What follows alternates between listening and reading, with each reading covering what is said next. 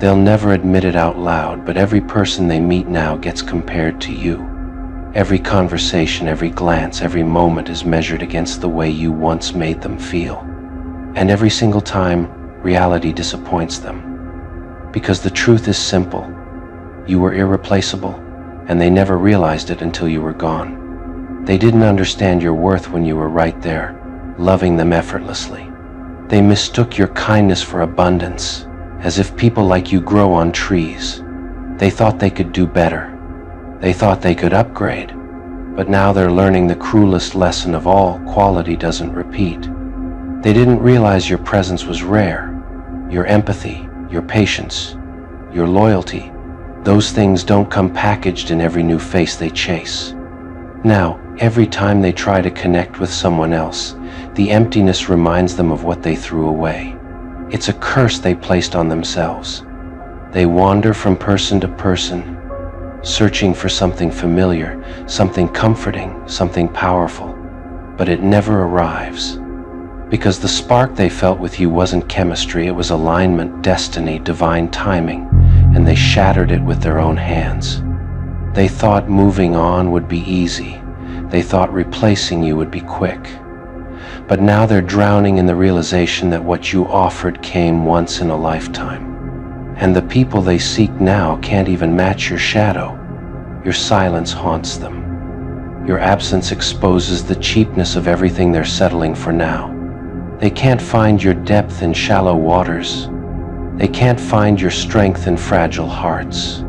They can't find your authenticity in people who only pretend. You were the standard, and nothing they meet now even comes close.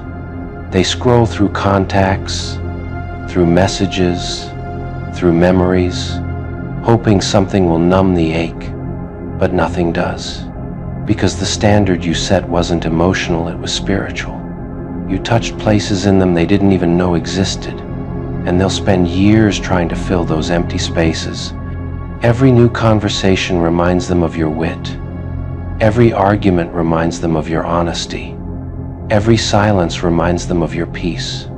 They try to replicate the bond, but all they're doing is chasing ghosts, you being the biggest one. They didn't appreciate how you understood them without explanation. They didn't appreciate how you forgave them before they even apologized. They didn't appreciate the way you knew their flaws and still chose them. Now they're encountering people who won't tolerate even a fraction of what you accepted. And reality hits them hard. You weren't demanding. You were balanced. You weren't clingy. You were loyal. You weren't soft. You were golden. And they treated gold like dust. Now they're left with hands full of sand. They can't replicate the comfort you provided.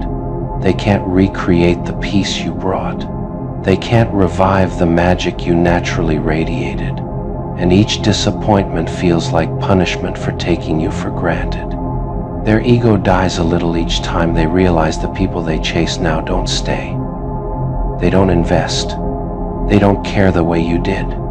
Because what you brought to the table wasn't normal, it was exceptional. They thought they were the prize, the catch, the rare one. But losing you showed them the truth. You were the blessing. You were the shift. You were the upgrade. And now they're stuck with the uncomfortable knowledge that they fumbled something extraordinary. They remember the softness of your voice, the way you listened without judgment, the way you made them feel safe. And they know deep down they won't ever experience that combination again. That realization gnaws at them, day after day. They replay your laughter now, realizing how genuine it was. They replay your words, realizing how wise they were. They replay your loyalty, realizing how unwavering it was. And all they can do is wish they had treated you better when they had the chance. You set a bar they can't reach anymore. Not because others aren't good enough, but because the version of them who had access to you no longer exists. They burn that version trying to impress the wrong crowds. Every time they look into someone else's eyes, they search for your fire. Every time someone touches their hand, they look for your warmth.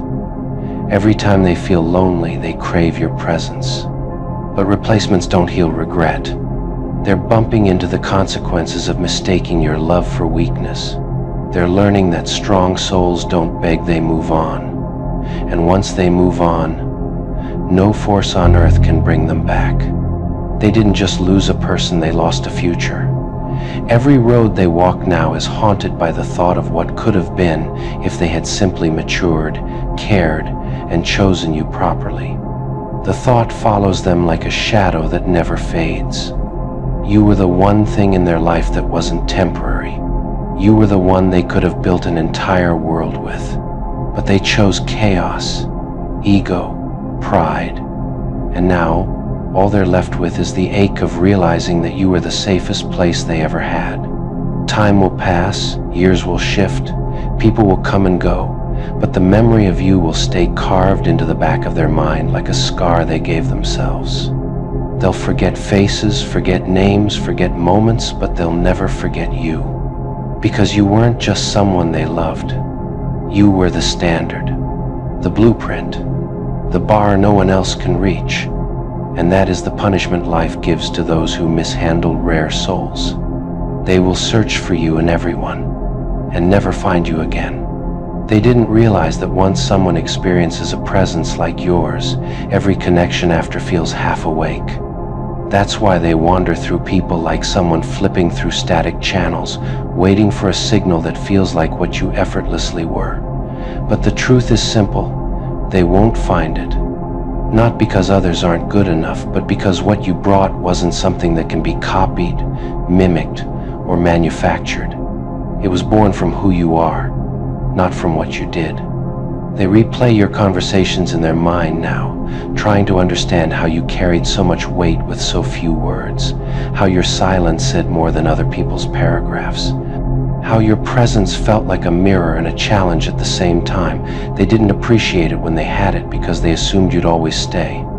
But losing you taught them the language of emptiness, and its fluency they never wanted. They sit with the realization that they didn't upgrade when they left, you did. While they tried to find someone easier, more predictable, more bendable, you became someone stronger, colder, wiser. You grew in ways they'll never be able to understand. And now you're the version of yourself they always hoped you wouldn't become, the one who doesn't need them at all. Their mistake wasn't treating you badly. Their mistake was treating you badly while assuming you'd never change.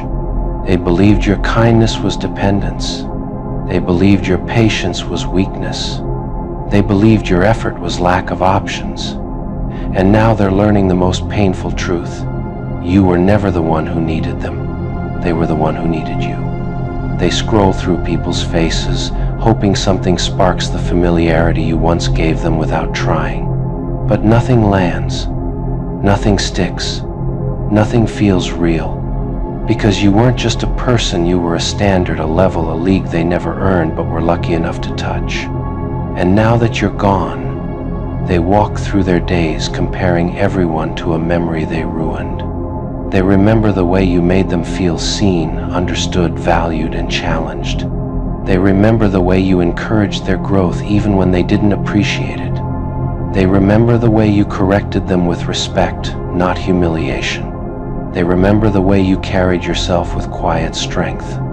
And now, they realize that those qualities aren't normal, they were rare, priceless, almost impossible to find again. They finally understand why people say you don't meet someone like that twice. Because someone like you isn't a coincidence, you're a turning point. And they treated a turning point like a temporary stop. That's why they're stuck now emotionally, mentally, spiritually, because the moment they mishandled you, their story stopped progressing. They replay the details of your presence like a movie they didn't know would become their favorite until it was too late. The way you listened, the way you spoke, the way you noticed things others always overlooked, the way you carried dignity even when disrespected, the way you never needed loudness to make an impact. They missed the subtlety of you, the depth of you, the steadiness of you. And the scariest part for them is knowing they'll never experience it again. Others come with noise, drama, insecurity, and expectations they can't meet. With you, everything felt elevated, not because you tried, but because your energy carried a weight that commanded sincerity. They left thinking they'd find better. They come back realizing they'll only find busier, louder, needier, not better. Now they understand why your absence is louder than your presence ever had to be. Because when someone loses a standard, everything becomes a downgrade. And no matter who they date, who they chase, who they settle for, none of them can offer what you did. Authenticity without performance, depth without chaos, love without conditions. You laughed not because it was funny, but because it was finally predictable. Their betrayal didn't hit you like a surprise. It landed exactly where you expected it to. And that laugh, that quiet, sharp exhale of disbelief, that's what shook them. They wanted to see you crumble, break, panic. Instead, you smirked like someone who already knew how the story would end. You laughed because their betrayal confirmed everything you already suspected. The patterns, the inconsistencies, the sudden switches in tone, it all made sense. Betrayal wasn't a plot twist. It was the last missing puzzle piece. And when you finally placed it, the picture was so clear it made you laugh at how obvious it had been. You laughed because they genuinely thought they were smart enough to fool you. They underestimated you so deeply that it became comedic. They believed their little schemes were invisible. But you saw every move, every slip-up, every crack in their mask. You laughed because their betrayal wasn't clever, it was clumsy. You laughed because you had already detached long before they made their move. The betrayal didn't injure your heart. It only confirmed the exit you'd already decided on internally. You weren't heartbroken, you were validated. And nothing terrifies a betrayer more than seeing the person they tried to wound standing calm and unshaken. You laughed because pain was what they expected, tears were what they anticipated, anger was what they were prepared to deal with. But laughter meant they never had the power they thought they did. Laughter meant their betrayal was too small to matter. Laughter meant they failed. You laughed because their betrayal was almost pathetic. You saw how much effort they put into hurting you, and for what? To create a story where they felt powerful for once? To get a reaction that would feed their ego? Instead, you responded with the one thing their ego couldn't swallow: indifference coated in humor. You laughed because you saw the irony. They betrayed someone who had no intention of harming them. They stabbed a heart that only ever showed them warmth. They burned a bridge you were already done crossing. The whole situation became so absurd, the only response left was laughter. You laughed because betrayal reveals character, and their character was nothing but insecurity dressed in manipulation. You realized they didn't betray you because you were weak. They betrayed you because your strength made them feel disposable. That realization alone was worth a laugh. You laughed because, in that moment, you saw their true fear. They expected your world to fall apart. Instead, it was theirs that cracked. Because when you smiled at their betrayal, they realized they miscalculated you entirely. They weren't dealing with the version of you they thought they were dealing with, the version they accidentally created. You laughed because they showed their hand too early. Their intentions slipped, their ulterior motives leaked, and the moment the truth surfaced, you realized how little their presence meant in your life. It's always easier to laugh when the game ends exactly how you predicted. You laughed because it hurt them more than any confrontation ever could. They wanted drama, chaos, tears, some performance that proved how deeply you cared. Instead, you simply walked away laughing, leaving them with a silence they couldn't interpret, couldn't control, couldn't escape. You laughed because you knew something they didn't. You always bounced back stronger. Their betrayal didn't weaken you. It refined you. It sharpened you. And that inner glow of resilience, it terrified them more than your anger ever would. You laughed because their betrayal freed you from illusions, from false loyalty, from unnecessary attachments. Sometimes betrayal is the last push you need to step into your higher self. Once the weight of their presence fell off, all you could do was laugh at how long you carried it. You laughed because you realized how small they truly were in the big picture of your life. You once placed them on a pedestal only to discover they weren't even worthy of the first step.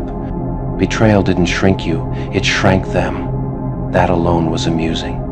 You laughed because it was the last emotion you needed to close the chapter, a moment of clarity disguised as a chuckle, a release, a signal to yourself that you no longer cared enough to hurt, hate, or hold on. You laughed because you saw the panic in their eyes. Betrayers expect revenge, not composure. They expect destruction, not dignity. Your laugh told them you were past the point of emotional negotiation. And when someone stops negotiating, they're unreachable. You laughed because their betrayal was a reflection of them, not you. You didn't fail as a person, they just revealed who they had been all along. And that truth was almost comical in its predictability. You laughed because you knew you'd come out better, cleaner, stronger.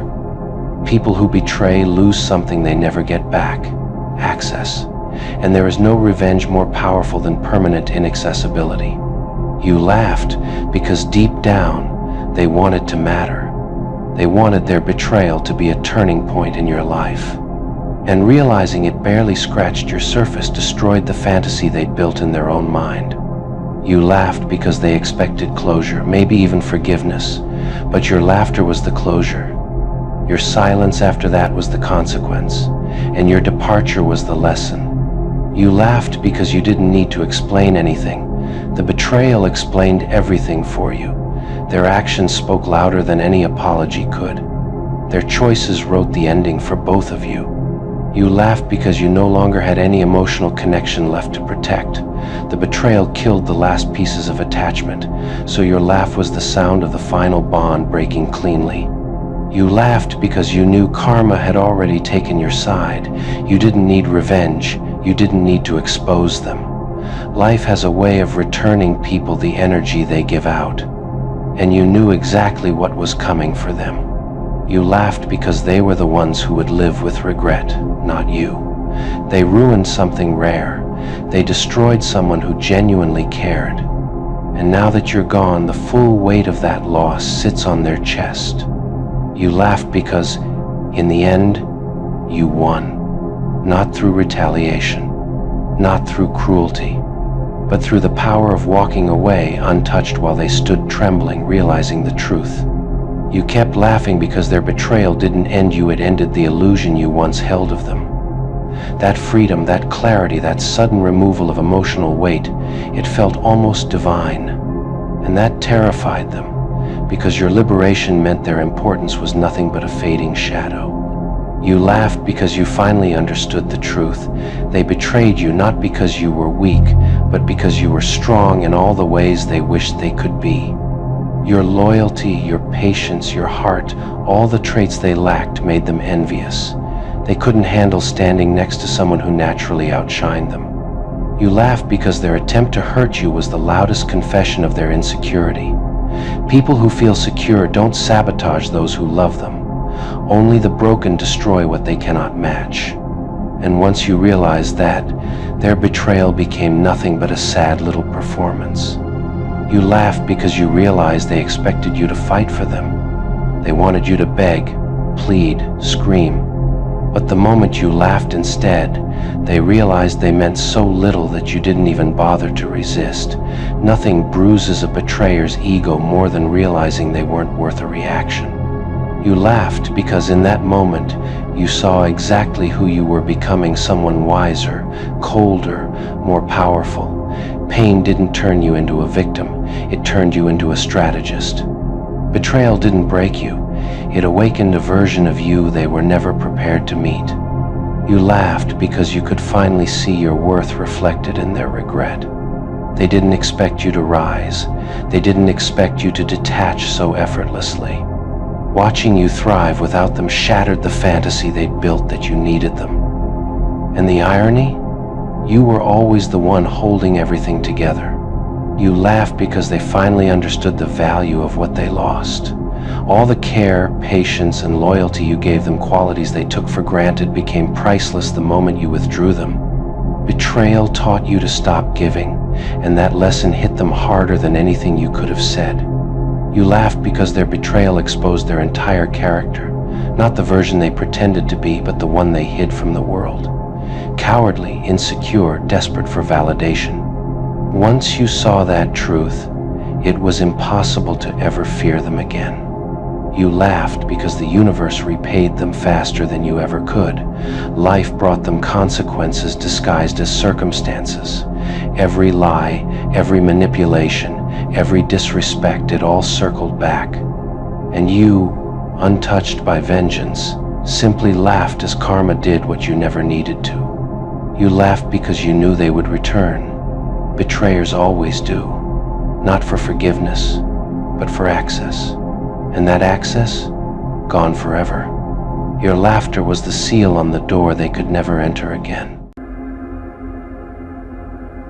They're running now. That's the funny part. Not laughing funny truth is ugly funny.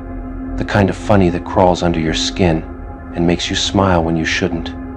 Your haters, the loud ones, the sneaky ones, the ones who lived off your reactions like parasites live off blood, they're backing away slowly, hands up, eyes wide, whispering the same excuse to each other.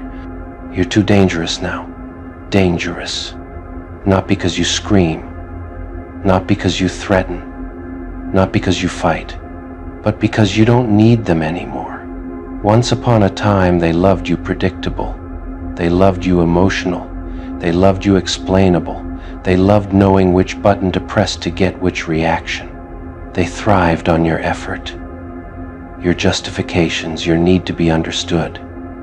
That was the playground where they felt brave. That was where they talked the most. And now, the playground is empty. And they're standing at the edge, wondering when you stopped needing the game. They call you dangerous because you broke the unspoken contract. The contract said you'd always respond, always react, always care enough to defend yourself, always stay in the noise long enough for them to feel important. You didn't sign that contract consciously, but the moment you tore it up, they felt it like a punch to the throat. See, haters don't fear strength. They fear clarity. Strength can be challenged. Clarity can't be argued with. You don't debate anymore. You don't correct narratives. You don't chase misunderstandings. You let people believe whatever keeps them comfortable, and that terrifies them. Because comfort built on lies collapses fast when truth stops cooperating. They say you're dangerous because you don't flinch when they try to provoke you. They throw old insults, recycled stories, exaggerated versions of you like broken records, hoping something sticks. Nothing does. And silence? Silence drives insecure people insane. You used to absorb hits like it was your job. You thought being strong meant enduring. You thought maturity meant explaining. You thought growth meant staying polite even when disrespected. That version of you was useful to everyone except you. Now you've learned something that makes people nervous. You don't need to prove who you are to people committed to misunderstanding you. That's when the word dangerous entered their vocabulary. They used to laugh at you. Now they whisper. They used to confront you. Now they avoid eye contact. They used to mock your calm. Now they're unsettled by it. Because calm that doesn't come from fear but from self-trust feels like standing next to a loaded weapon that doesn't announce itself. You're not loud anymore. You're certain. You're not reactive anymore. You're selective. You're not trying to win. You're done competing. And when someone stops competing, the people who built their identity on rivalry start panicking. Your haters are running because they can't get a read on you. They don't know what you'll tolerate. They don't know where your line is. They don't know what matters to you anymore. Mystery scares people who survive by predictability. They keep saying you changed, like it's an accusation, like growth is a crime, like self-respect is betrayal. What they really mean is, you stopped making it easy for us. You became dangerous the moment you realized your attention was currency and stopped handing it out for free. They try to paint you as cold, arrogant, detached. They need labels because labels make fear manageable. But deep down, they know the truth. You're not cold. You're contained. You're not arrogant. You're unavailable. You're not detached. You're finished. Finished arguing with people who don't listen. finished explaining to people who twist words, finished shrinking so others feel tall. Your haters are running because you're no longer feeding the version of them that felt powerful. They don't get to feel superior when you don't respond. They don't get to feel clever when you don't engage. They don't get to feel victorious when you don't fight back. You didn't defeat them. You outgrew the battlefield. That's the part they don't recover from. They thought being cruel made them strong. They thought manipulation was intelligence. They thought control meant dominance. And then you walked away without rage, without revenge, without spectacle, and showed them how empty their tactics really were. Now they're left with nothing but each other. And that's a lonely place to be when all you know how to do is tear people down. They say you're dangerous because you're no longer accessible. Access was their leverage. Access was how they gathered information, tested limits, planted doubt. You closed the door without slamming it, and that quiet closure echoes louder than any argument ever did. You don't announce boundaries anymore. You enforce them by absence. That's advanced. That's grown. That's terrifying to people who rely on chaos. They used to poke you to see how much you'd take. Now they're afraid to poke at all, because they've seen what happens when you stop caring, and it wasn't explosive. It was final. Final scares people more than anger ever could.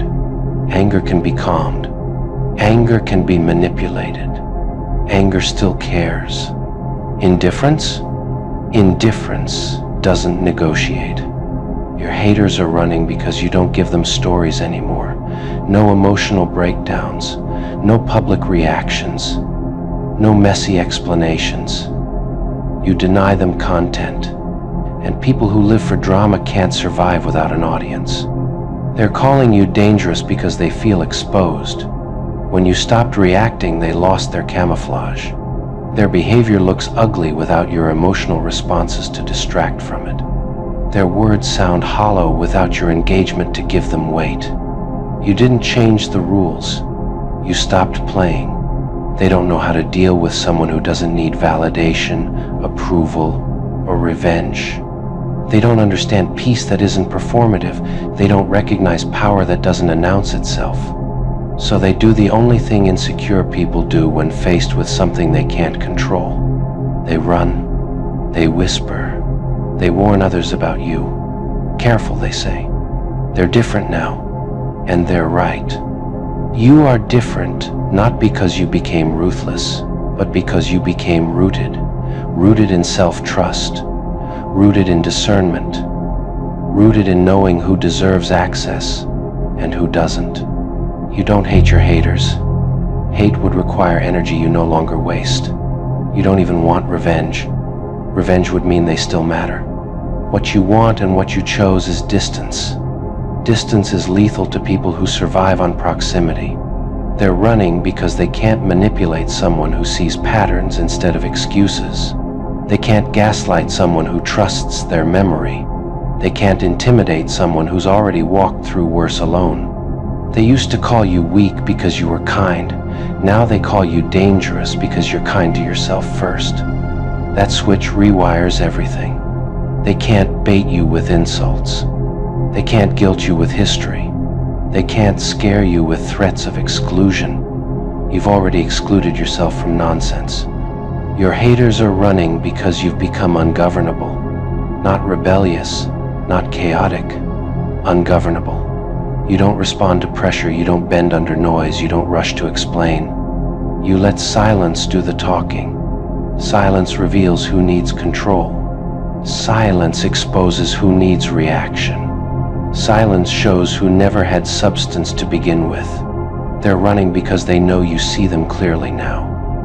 And being seen by someone who doesn't fear you is unbearable for people built on illusions. They used to think they were above you.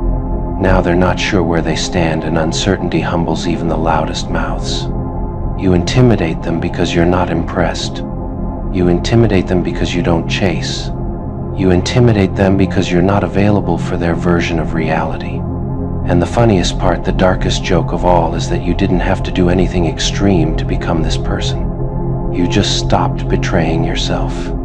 You stopped over-explaining. You stopped tolerating disrespect. You stopped confusing endurance with strength. And suddenly the same people who mocked your softness are warning others about your presence. Careful, they say again. They're not the same. No, you're not. You're calmer, sharper, quieter, more selective. And that combination is lethal to egos built on chaos. Your haters are running because they can't reach you emotionally anymore. They can't provoke guilt. They can't trigger doubt. They can't lure you back into old dynamics.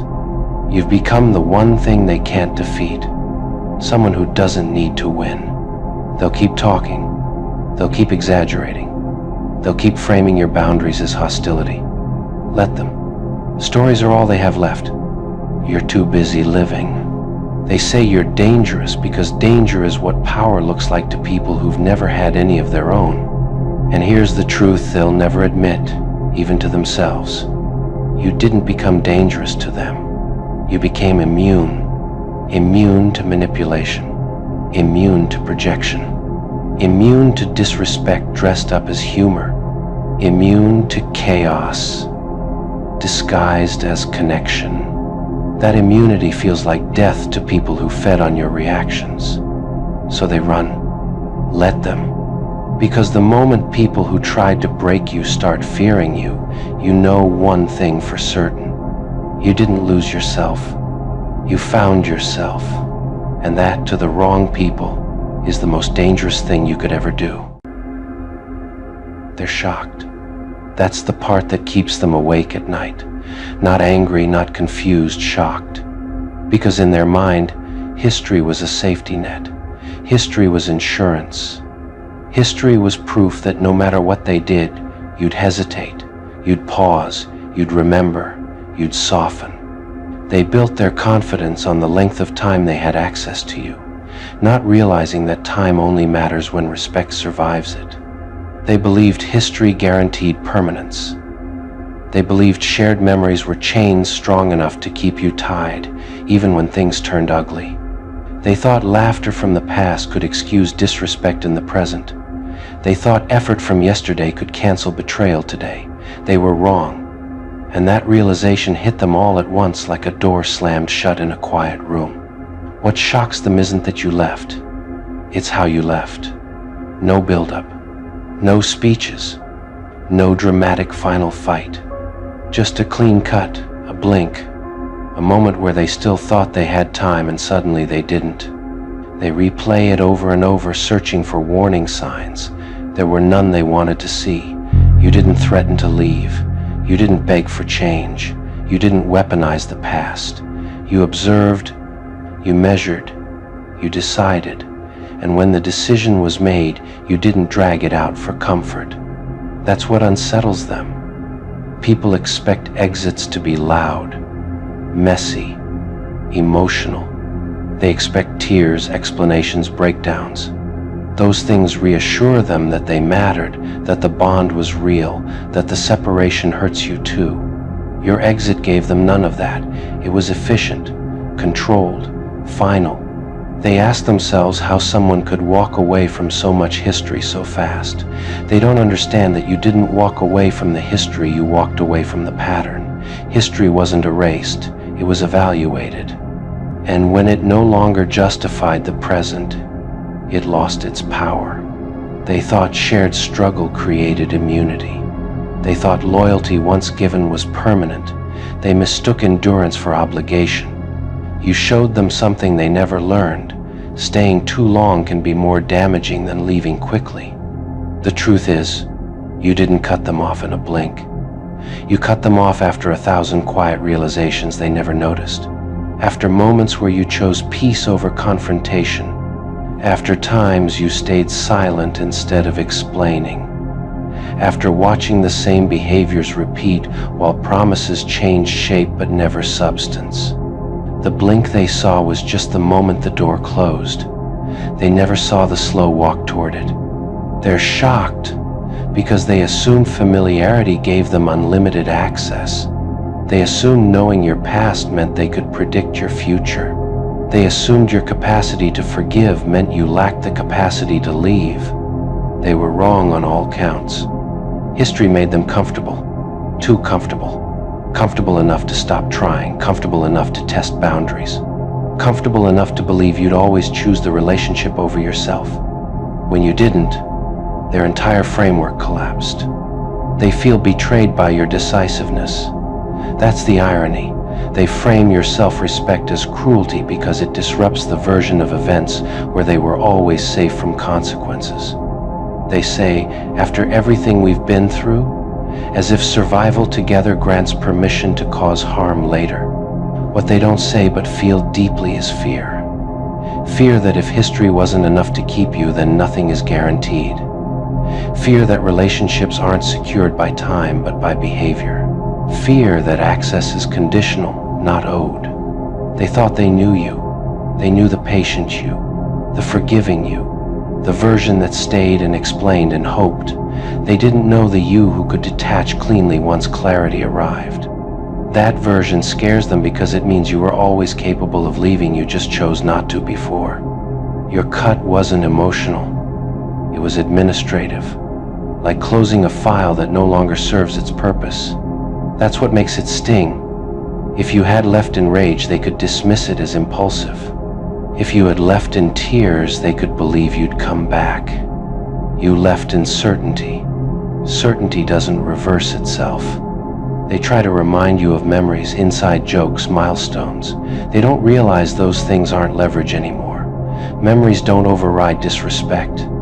Nostalgia doesn't fix broken dynamics. The past doesn't get to bully the present. They're shocked because you didn't negotiate your exit. You didn't ask for reassurance. You didn't ask for closure. You decided closure was leaving. That level of self-trust feels cold to people who rely on emotional bargaining. They accuse you of being heartless. What they really mean is unreachable. They accuse you of being sudden. What they really mean is resolved. They accuse you of forgetting everything. What they really mean is you remembered yourself. They never expected you to choose self-respect over shared history. That choice rewrote the meaning of everything you went through together. It told them the bond wasn't unconditional, it was mutual. And once mutuality died, so did access. They're shocked because you didn't punish them. You didn't argue your case. You didn't try to make them understand. You simply removed yourself. Removal is the quietest consequence and the most permanent. They thought time invested meant sunk cost. They didn't realize time invested is also time learned. You learned what patterns look like. You learned what doesn't change. You learned how much of yourself you were giving away to keep things alive. And when learning outweighs attachment, leaving becomes simple. They keep asking how you could switch so fast. You didn't switch. You stopped pretending. Pretending takes energy. Clarity doesn't. What shocks them most is that you didn't hesitate publicly. You didn't ask others for validation. You didn't announce your departure. You moved privately, confidently, without seeking permission. That level of independence feels like betrayal to people who expected emotional dependence. They assumed you needed them as much as they needed you. That illusion died the moment you left without collapsing. Seeing you stable without them forced them to confront an uncomfortable truth. The relationship meant more to them as control than to you as survival. They feel erased, not because you forgot them, but because you removed them from your future. Being absent from someone's future hurts more than being criticized in their present. It means the story continues and they're not in it. They tell themselves you're cold now, that you're ruthless, that you're changed. These stories protect their ego from the reality that you simply stopped accepting what you once tolerated. Growth always looks like cruelty to those who benefited from your lack of boundaries.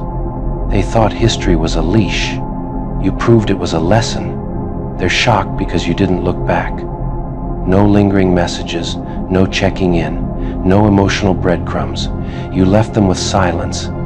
And silence doesn't negotiate.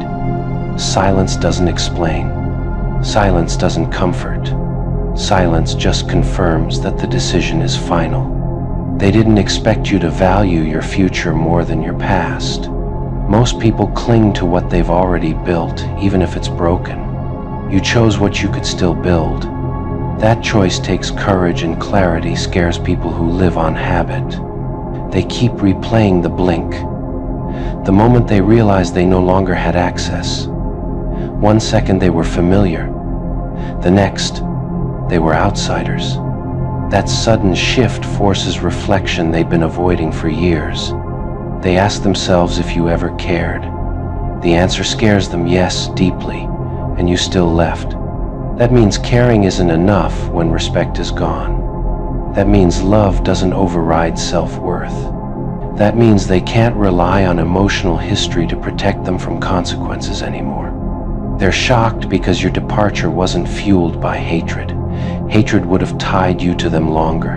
You left because you were done. Being done is quieter and far more unsettling. They never thought you'd be the one to end it so cleanly.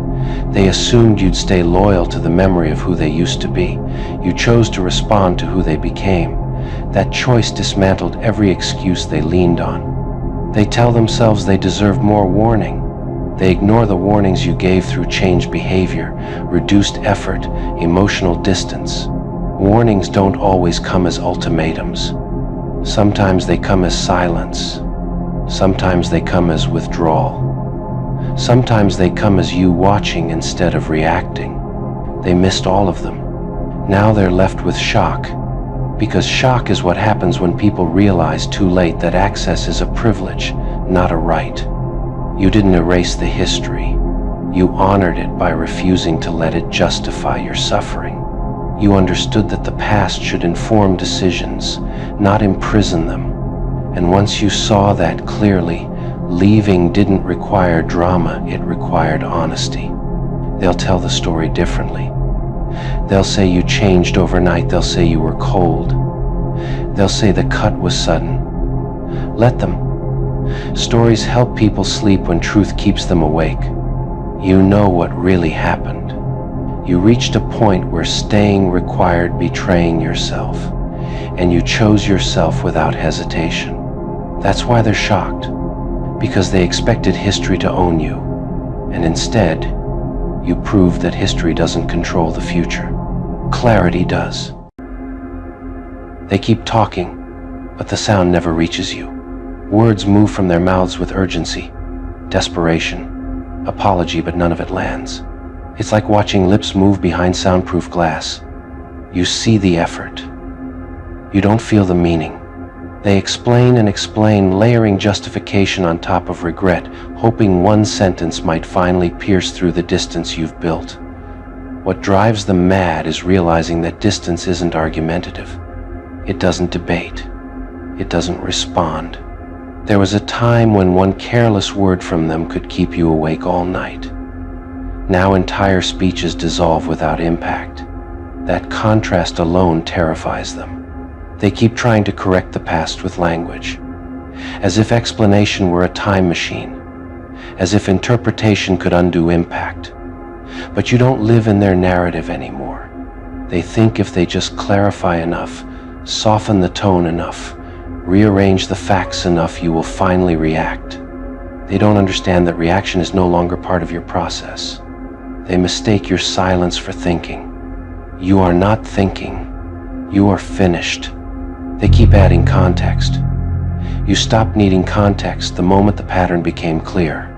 They keep explaining intent.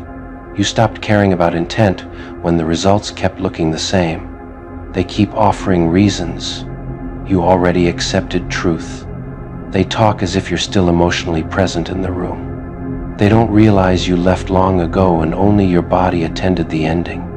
They defend themselves with trembling logic, stitching narratives where they were confused, overwhelmed, misunderstood. They cannot accept the version where they were simply wrong. You are not resisting their words.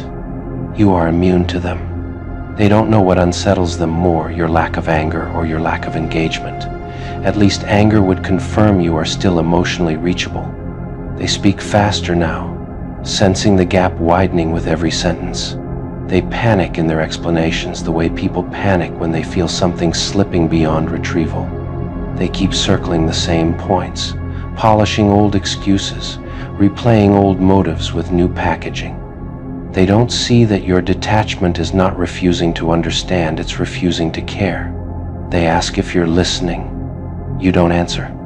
Not because you're confused, but because the question no longer applies. They still believe if they can just make you see, everything might reset. They haven't realized that seeing is exactly what ended it. You don't interrupt. You don't correct them. You don't argue facts. You simply don't participate. And that emptiness frightens them more than confrontation ever did. They explain because explaining once worked. Because your empathy used to soften their accountability. Because your heart used to stay open long enough for them to reshape the story. Now the story falls into a void. They feel like they're screaming into a canyon that returns no echo. They try sincerity next. Softer voice, slower words, care carefully injected into every sentence. They are trying a new key in a lock that no longer exists. They don't understand how someone who once over-listened, over-felt, over-cared can now sit through explanations without absorbing a single syllable. What they don't grasp is that detachment doesn't switch off hearing. It switches off relevance. You hear sounds. You don't hear meaning. They get defensive when your face doesn't change. They accuse you of being cold, of being unfair, of being impossible to reach, never questioning why they were once so easily heard. They think you're punishing them with silence. They don't understand silence stopped being strategy and became state. They want a verdict. You gave them distance. They want absolution. You gave them nothing. They want resolution. You gave them removal. They talk louder now, hoping volume will substitute for importance. It doesn't. They start repeating themselves as if repetition can create significance where significance has already died. They notice your eyes no longer search theirs for truth.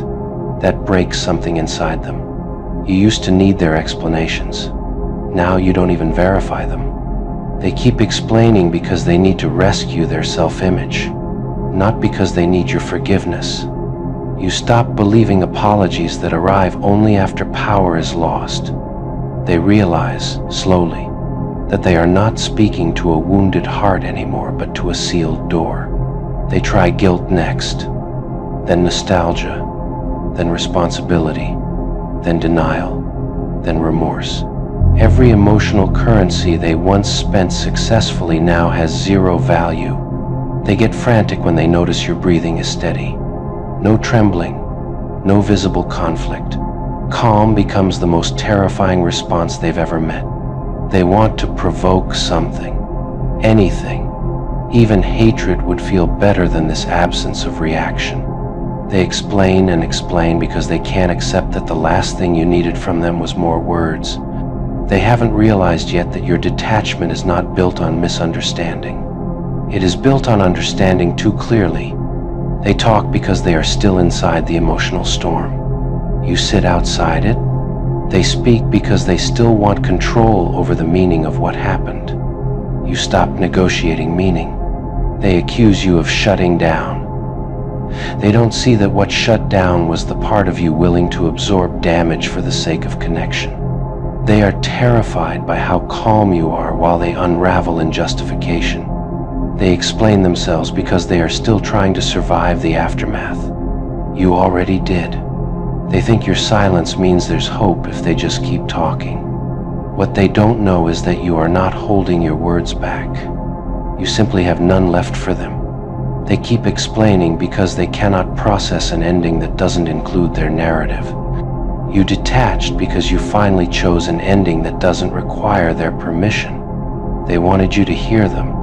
What they never prepared for was becoming someone you no longer listened to at all. They kept explaining themselves. You didn't hear a word, not because you were hurt, but because they were no longer worthy of your attention. And that is the most final form of detachment there is. They eventually realize that the more they explain, the more invisible they feel. Every sentence they offer falls into the same quiet space where their importance used to live. They speak, but nothing echoes back. And people are not built to survive without echoes. They start measuring their worth by your reaction, and there is none. No anger to validate their impact. No tears to confirm their importance.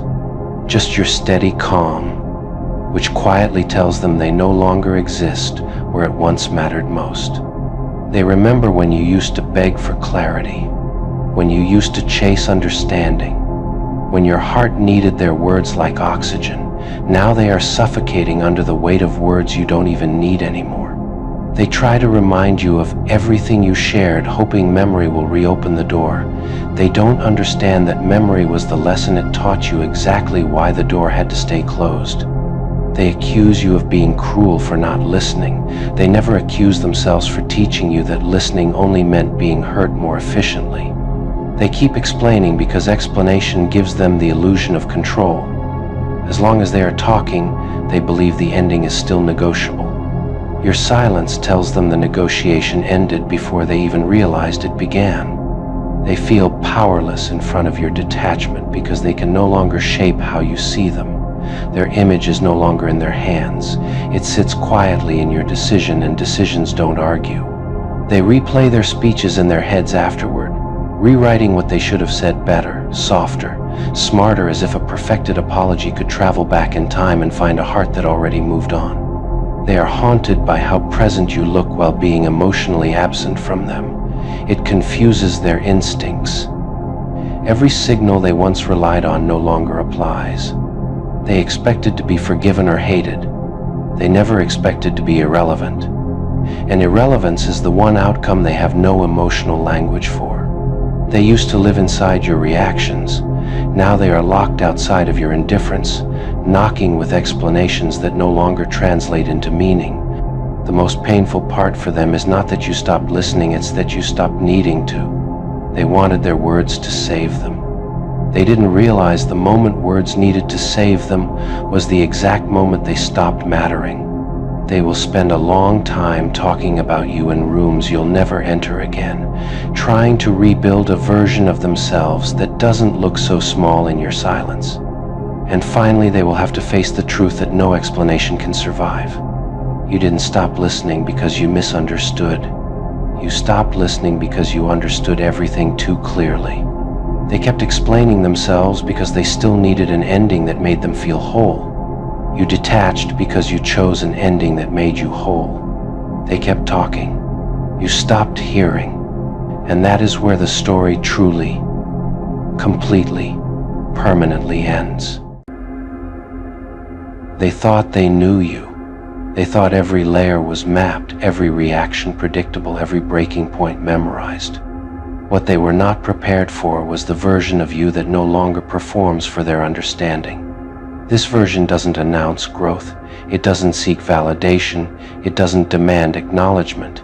It simply exists, and that quiet confidence unsettles them more than confrontation ever did. They keep trying to reconcile the old you with the present you, like two images that refuse to overlap.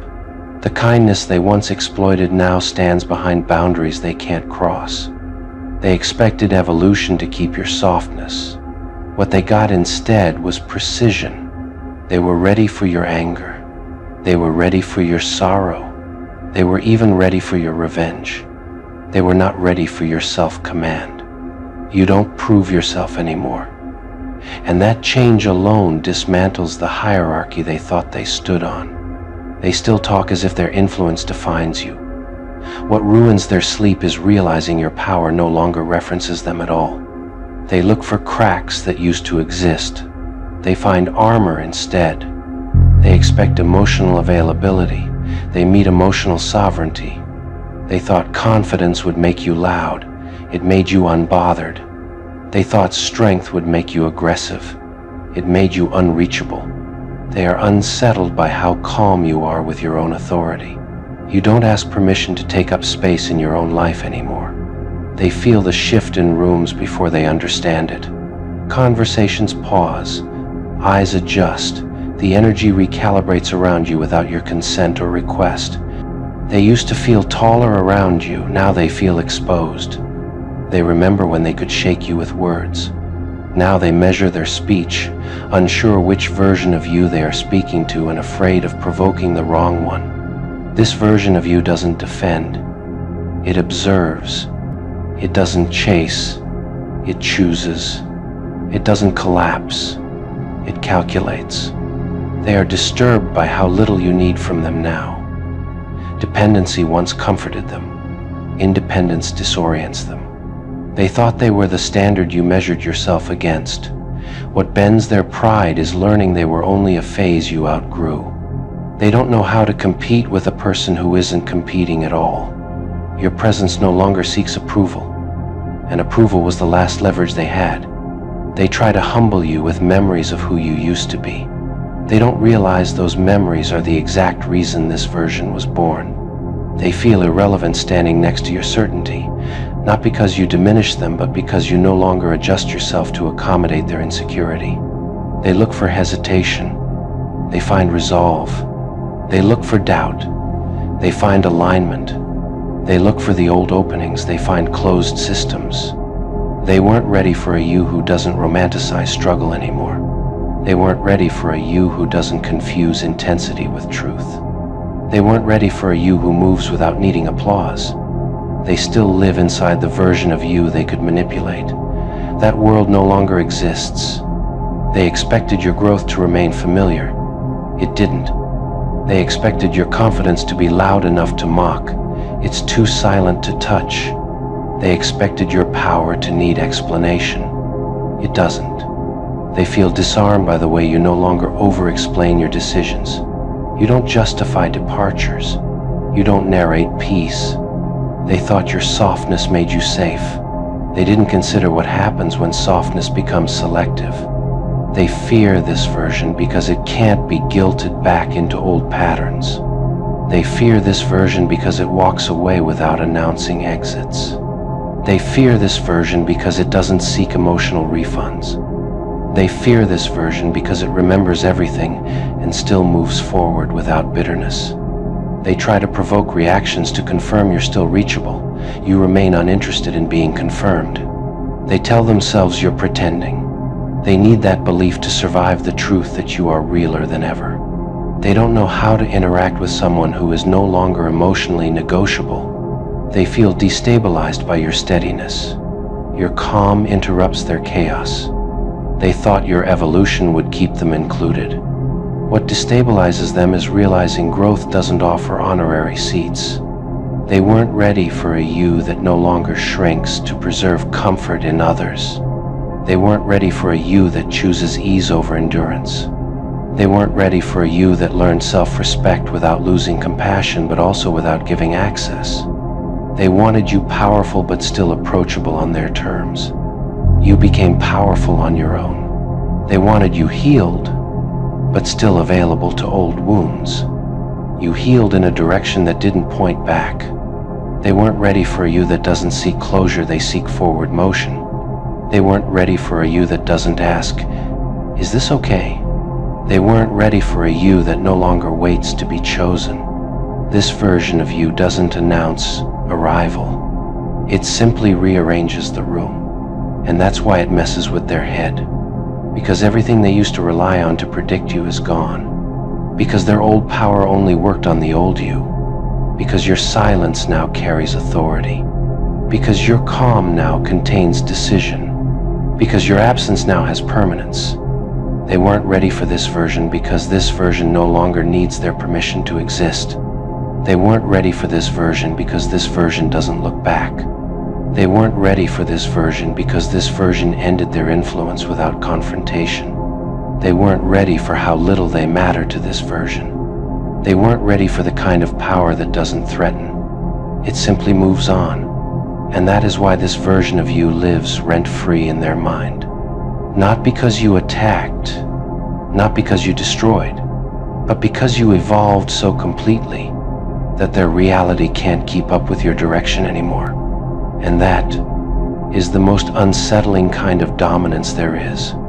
They try to pretend they're unfazed, but the change in you unsettles them in ways they can't disguise. Your confidence no longer seeks mirrors in their approval, and that robs them of the role they once played in your reflection. They keep waiting for the old triggers to work, the guilt, the nostalgia, the confusion, but none of it lands. It's like pressing buttons on a machine that has already been powered down. They sense that your peace isn't fragile anymore. It doesn't wobble when tested. It doesn't bend to pressure. It simply holds. And that kind of stability unnerves people who relied on your little cracks. They thought your growth would still orbit them. What bends their pride is realizing your life has found a center that doesn't include their gravity. They replay memories, trying to anchor you back to who you were. They don't understand that memory no longer has permission to trespass in your present. They assumed your softness would always be accessible. They were not prepared for what happens when softness becomes guarded by self-respect instead of hope. They keep checking for emotional reactions, like someone tapping glass to see if it's real. Your stillness confirms it is, and that confirmation scares them. They feel like they lost a version of you they believed they owned. They hadn't realized it was always borrowed. They struggle with the idea that your power now comes without noise. Loud strength they could challenge. Quiet strength leaves them nowhere to strike. They expected your confidence to need witnesses, but yours doesn't perform, it doesn't persuade, it doesn't recruit. It simply moves as if doubt no longer has citizenship in your decisions. They try to understand when control slipped from their hands. The truth unsettles them most. Control didn't slip, it was returned permanently. They speak about you with confusion now, not authority. The tone has shifted from "I know them" to "I don't recognize them." And that loss of certainty breaks something in their pride. They once believed they shaped you.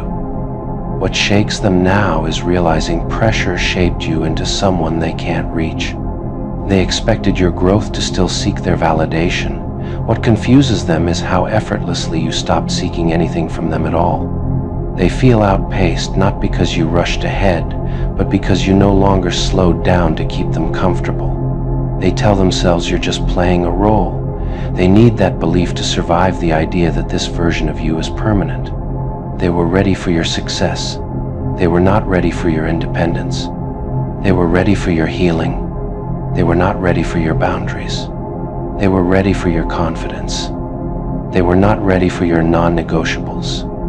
They built their comfort on the assumption that you would always be reachable.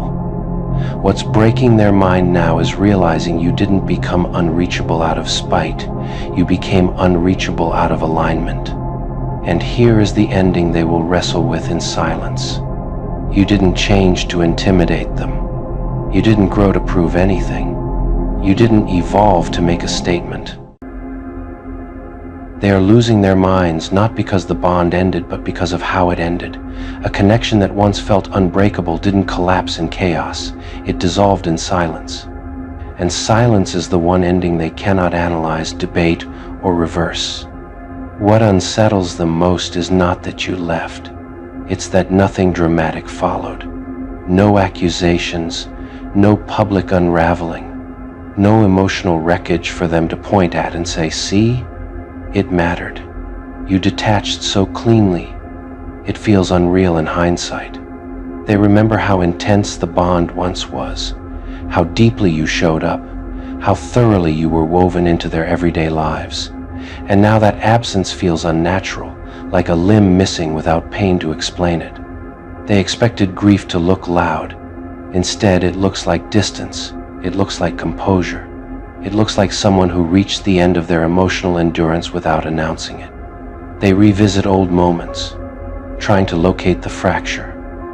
They replay laughter, memories, promises. They search desperately for the exact second where warmth turned into withdrawal. What they never find is a single moment, only a pattern they ignored. They thought the depth of the bond guaranteed permanence. They believed history itself would protect them from consequences. They never imagined that love could expire quietly once it was repeatedly disrespected. They are haunted by how normal your life seems now, how intact your days look, how easily your world adjusted to their absence. That normalcy feels like betrayal to them, like proof that the bond mattered less to you than it did to them. But the truth is harsher. The bond mattered so much that it taught you what you refused to tolerate again. They wait for signs of longing, for cracks of nostalgia, for moments where you slip back into a familiar softness. What drives them mad is how consistently those moments never arrive. They still feel the emotional cord. You don't. They still live inside the echo of what was. You live inside what is. They believe the bond gave them permanent emotional access to you. They never realized access is not owned, it is granted, and it can be revoked without permission. Your detachment is not dramatic. It doesn't seek attention. It doesn't perform indifference. It simply exists as fact, and facts are terrifying when people were depending on fantasy. They cannot tell if you are angry, healed, numb, or just done. The uncertainty eats at them. When someone detaches without blame, there is no villain to fight, only loss to face. They would rather you hate them. Hate still connects. Hate still proves emotional relevance. Your detachment proves something far worse, that they no longer reach you at all. They tell themselves you will come back to the bond eventually, that habits return, that history has gravity. They don't understand that boundaries have gravity too.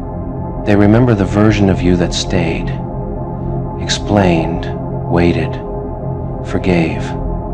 They don't recognize the version of you that simply leaves quietly and never circles back. They feel erased from a chapter they thought defined them. They don't understand how someone who once loved deeply can now withdraw completely. What they fail to accept is that deep love is exactly what taught you how to detach when it became unsafe. Your silence does not invite dialogue. Your distance does not request interpretation. It just closes the emotional door without a speech. They are driven mad by the lack of leverage. They cannot provoke jealousy. They cannot trigger arguments. They cannot manipulate regret. The emotional hooks they once relied on find nothing to catch. They try to remind you of everything you shared. They don't realize that memory is not a contract. It is a lesson. They cannot comprehend how bonded hearts become unreachable bodies. They don't understand that detachment is not forgetting. It is refusing to bleed where the wound keeps reopening. They look for themselves inside you and panic when they can't find their reflection anymore. They feel small standing next to your quiet composure, not because you speak louder, but because you no longer explain. They thought damage would create dependency. It created escape. They believed the depth of the bond would override the cost of their behavior. It only clarified it. They are tormented by the way your detachment does not seek revenge. Revenge would mean you still care how they feel. Your indifference confirms the opposite. They wonder how long you were preparing to leave emotionally before you did physically. They replay every moment now with suspicion. They are driven mad by the idea that your detachment did not start when the bond ended, but when the bond began to hurt. They fear they were replaceable in a story they believed they owned. They want to be missed loudly. You miss privately or not at all. They want proof that they mattered enough to fracture you. You never gave them that satisfaction. They want an emotional reaction they can interpret as power. They received peace instead. And nothing makes people more unstable than watching someone they once had completely become unreachable without hostility. The bond they still romanticize is now the reason your boundaries exist. Your detachment is not cold because you lacked feeling. It is cold because the feeling was exhausted. And that is why it drives them mad. Because they are haunted not by what you did to them, but by what you quietly refuse to keep doing to yourself. They lie awake at night replaying versions of you that no longer exist, trying to stitch old warmth onto a present that refuses to thaw. They reach for memories the way people reach for ghosts out of habit, not hope. They don't miss the bond the way you experienced it. They miss the version of the bond where your presence made their life easier, softer, safer. They miss the benefits, not the responsibility. They try to convince themselves that your detachment is temporary, that silence is just a phase. They cling to the idea of your return because accepting your permanence would mean accepting their loss. They scroll through past conversations like sacred texts, trying to decode where they went wrong, as if the answer isn't stitched clearly into every boundary you were forced to build. They imagine what they would say if you ever spoke again. Full speeches, full confessions, full apologies polished with hindsight. What unravels them is knowing those words no longer have an audience. They wonder how it's possible that you once needed them and now don't even acknowledge their emotional gravity. That shift bends their sense of reality. They feel rejected on a level deeper than abandonment because abandonment still implies attachment. What you gave them was disconnection. They tell themselves you're pretending, that your strength is a performance. They need that lie to survive because the truth that you are genuinely at peace without them is unbearable. They look for signs of regret in your life. They search your growth for evidence that leaving them cost you something. What they keep finding instead is stability. They hoped your world would shrink after the bond collapsed. Watching it expand without them fractures their pride in quiet, merciless ways. They want you to still be shaped by what you shared. They don't realize the bond shaped you into someone who no longer needs conditions to choose themselves. They want to believe your detachment is punishment, because punishment still centers them. They cannot accept that your detachment is freedom. They dread the possibility that you didn't just move on from them but move beyond the version of yourself that ever accepted that bond at all. They feel replaced without being replaced, displaced without another name to blame, outgrown without a rival to fight. They keep waiting for the emotional earthquake everyone promises comes after deep connection ends. What drives them mad is realizing you already survived it privately. They thought the bond made them irreplaceable. What they are learning now is that nothing is irreplaceable when it becomes unsafe. They believe the depth of your connection guaranteed your return. They didn't know depth can also teach someone exactly how to disappear. And now comes the part they will never fully recover from: the understanding that your detachment is not built on anger, punishment, or regret. It is built on decision. You didn't drift away. You chose distance. You chose peace. You chose the version of yourself that no longer needs to be held hostage by memory. They are going mad because they are stuck in what was, while you live fully inside what is.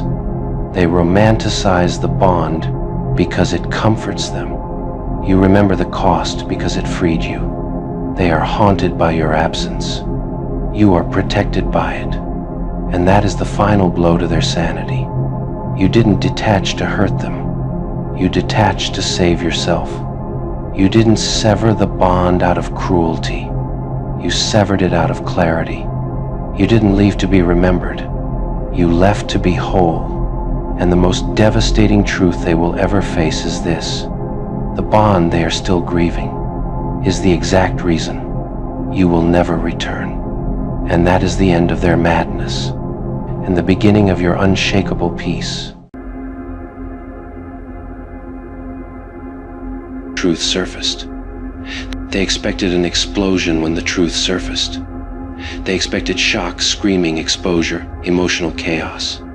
What they were not prepared for was the absence of reaction, the stillness that followed the betrayal like a closed door instead of a battlefield. They rehearsed your reaction in their heads. They planned for anger.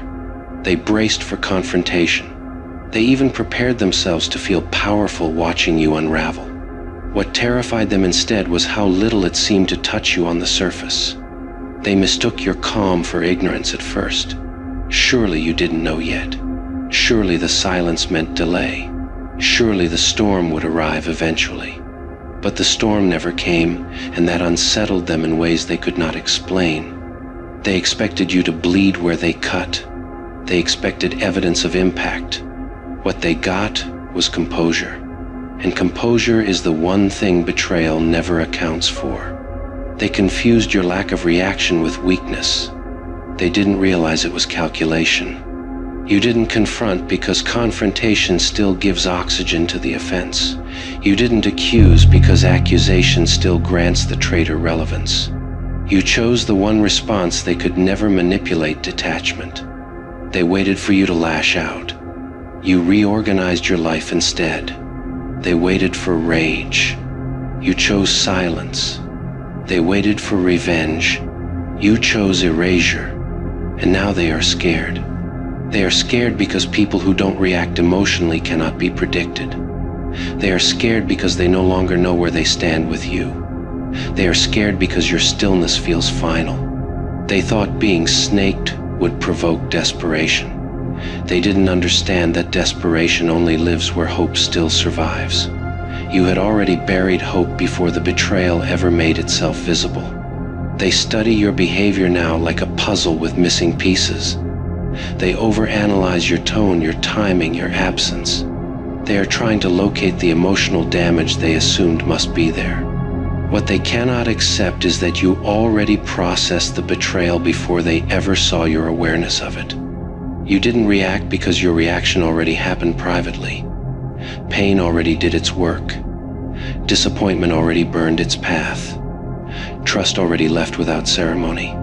By the time the truth reached them, it was already old news to your nervous system. They are scared because you didn't expose them. You didn't validate the betrayal by dramatizing it. You didn't give them the satisfaction of watching your world shake. They wanted to feel the weight of their impact on you.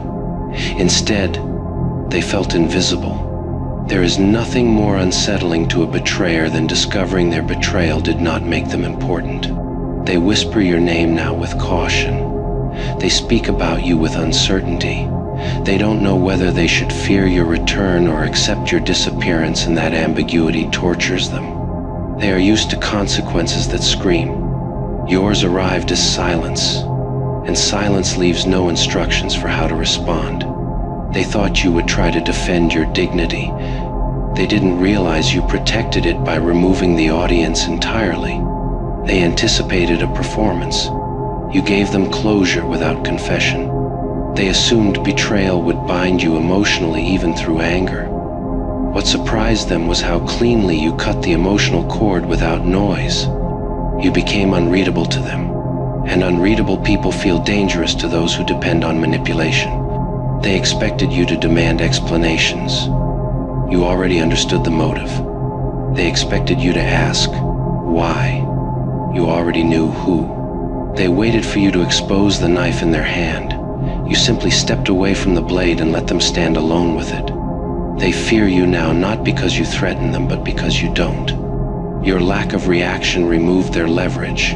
It removed the story they planned to tell about you being too emotional. It removed the role they wanted you to play in justifying themselves. Now they are left with themselves, and that is uncomfortable. They keep replaying the moment you found out, searching your face for the crack that never showed. They are haunted by the calm you wore like armor.